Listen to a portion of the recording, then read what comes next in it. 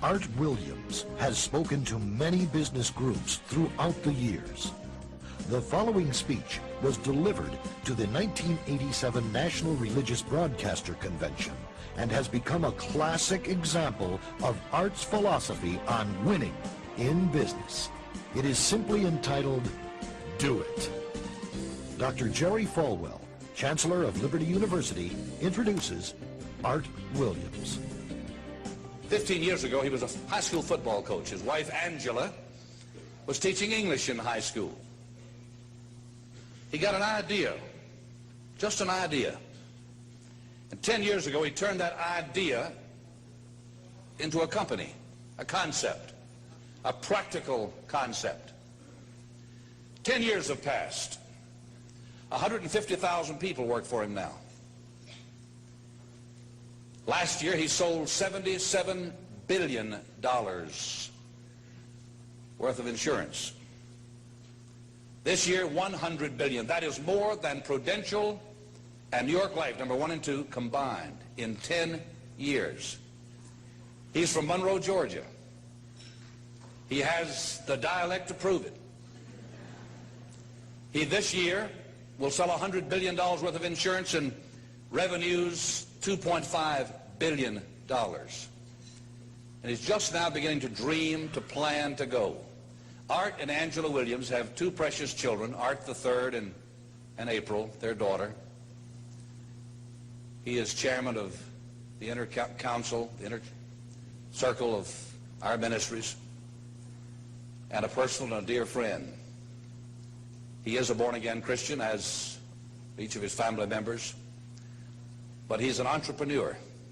And Dr. Armstrong has asked him to come tonight and talk to you about what he knows most and best about. And having been in one of his sales meetings last Thursday in Palm Springs, you know, I usually go out preaching and I try to wake up religious morgues, and most of the places, a lot of the places I go don't need a revival, they need a resurrection.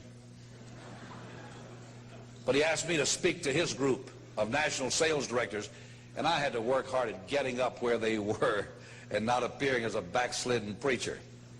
This man, I repeat, is the leading entrepreneur in America and a friend of NRB, and I introduce you to you, Mr. Art Williams.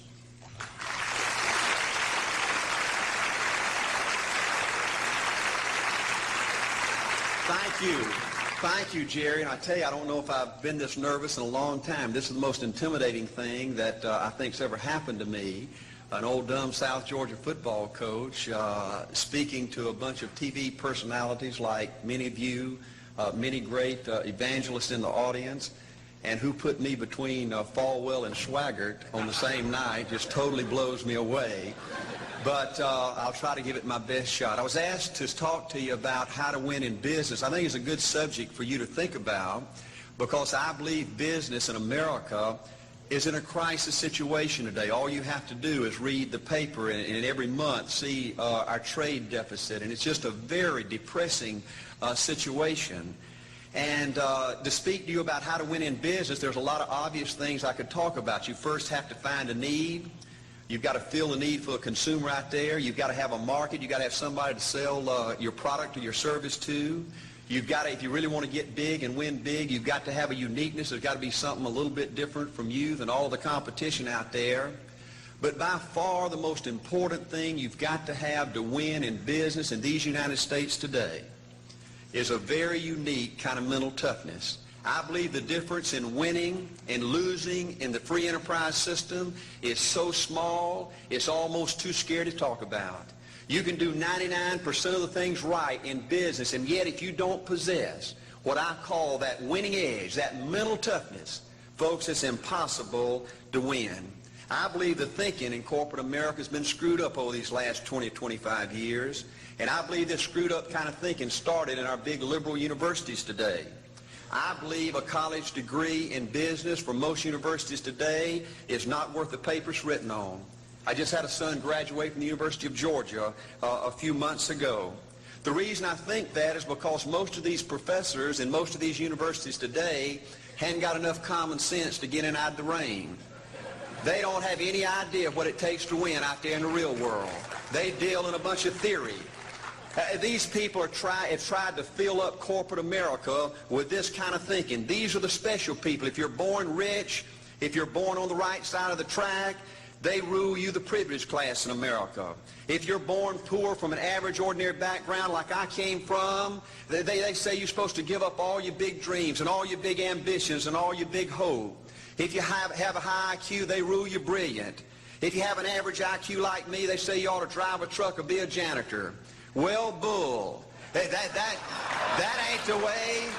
That ain't the way it is, and that ain't the way it ever was. They ain't nobody ever designed a test, nor will they design a test that can measure the heart of a man or a woman. The things that are unique to winning in business in America today are not outside artificial things like IQs, college board scores, college degrees, and stuff like that. The key to winning in these United States is what's inside a person. It's your integrity. It's your people abilities. It's your character. I believe in developing this winning edge. I've got 10 or 12 points that I won't be able to go over with you tonight, but let me just give you a flavor of what I think you've got to do to succeed in these United States. Number one, you've got to get excited. Folks, I don't believe anybody will ever tell you anything more important than this in winning in these United States. 90+% of winning in anything you try to do in America today, you've got to be excited. People in America won't follow or believe in a negative, dull, disillusioned, frustrated, dadgum crybaby. People want people that are positive and excited and enthusiastic and tough. The greatest definition I ever heard, I thought about this 10 million times when I wanted to quit along the way of a winner. This guy said almost everybody in America can stay excited for 2 or 3 months. A few people can stay excited for 2 or 3 years. But a winner will stay excited for 30 years or ever how long it takes to win. Another key to building this winning edge and this mental toughness is you got to become a dreamer again. You know, I'm a Methodist, and we just changed ministers a few weeks ago, and our new minister came in, and the church was just packed. And the first thing he said, well, it looks like everybody came out to see the monkey perform. And the second thing out of his mouth, he said, for a church to be a great church, you got to have a dream. If you don't have a dream, you're dead. And boy, I sat up and I said, man, me and this guy are going to get along good because he knows what he's talking about. See, folks, I believe in order to win, you got to feel good about yourself. When I was coaching football for 7 years back in Georgia, and I had a paddle in my coaching office. It was about this thick and this long. And in the fat end, I had little holes bored in it so you could really get some speed and blister their little butt, you know, when they misbehaved. And I had a rule on my football team that if any kid said, I can't, if any football player heard one of my football players said, I can't, he got to bring him in the coach's office and give him 3 licks. And it took me about a month to get all that thinking out of my players every year, you know, and I'd have football players knock on my door at recess and at lunch and after school. And he said, Coach, he said it. Coach, he said it. And I'd make that kid bend over, and I'd give that other kid the board. He'd bust him 3 times. And folks, it didn't take long. You couldn't create a word game to get one of my kids to say I can't. Bring it home a little bit more personal. When April and little Art were just this little and could understand words, every time they said I can't, I made them do 3 push-ups. Folks, there ain't nothing you can't do in America if you want to bad enough.